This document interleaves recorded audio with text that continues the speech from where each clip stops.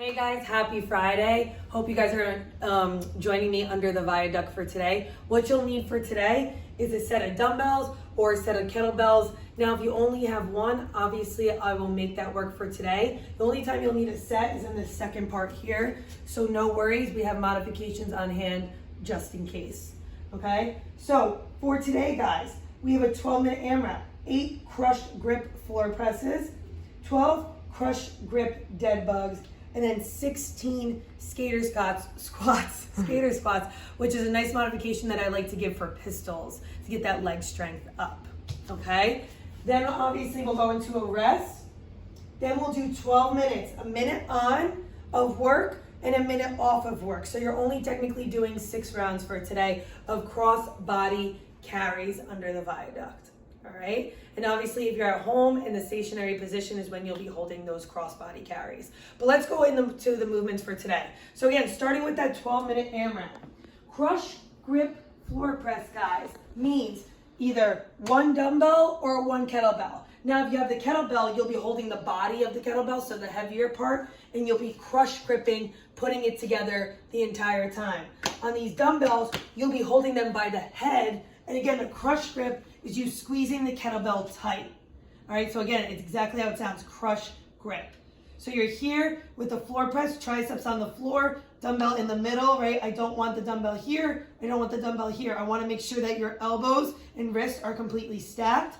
Again, crush grip, that's 1, 2, 3, 4, again, et cetera, until you get to 8.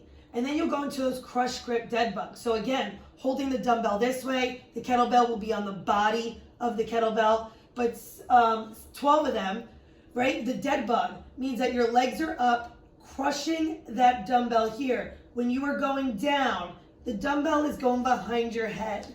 Now, the most important part in a dead bug is that your back is in the floor. So in that hollow body position. So again, crush the lower back. I should not be able to put my hand underneath your lower back whatsoever, right? So an opposite crunch here. So again, this is 1, this is 2, slowly on the way down, you want to lock out that leg in front of you and then snap back in. Every side is a rep, and you definitely will feel that burn in your core. Okay, so again, 6 on each side. Make sure you alternate with those dead bugs. If they're super tough with the dumbbell, just do body weight and you definitely will feel the motion and the activation of your core. Skater squats. Yay! All right, skater squats, right? A little bit difficult. It's basically, you're gonna switch up 8 on one side and 8 on the other. And I want you to stay on the same leg for the 8 and then switch to the other leg. But a skater squats, guys, is a balanced lunge almost, coming back, touching that knee to the floor and coming back up. That's 2, right? Making sure you slow on the way down and then push through this foot when you hit that floor to come right back up. Now again, I don't want you resting. It's not a lunge, right? You're coming with that balance on the way down. And make sure that you shift your weight forward, right? That's what you would do in a pistol. So you do not have to be straight up if you don't want to be. All right, again, shifting that weight forward, touching that knee to the floor, coming right back up. All the way up, all right? So 8 and 8. If you ever wanna add difficulty to the skater squat, all you have to do is just hold your foot behind. It is super hard to do, right? But just hold it here and then coming down into those skater squats. Again, knee touching the floor, snapping back up. Right? So this is gonna speed you up, this will slow you down a bit, and this is gonna slow you down a bit too.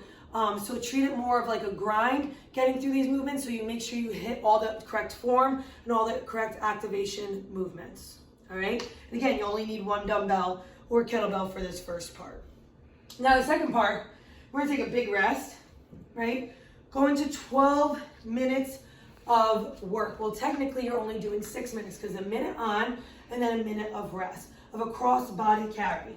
Now again, you could do this in a stationary position. Under the viaduct, we're gonna be walking with it. But a cross body carry.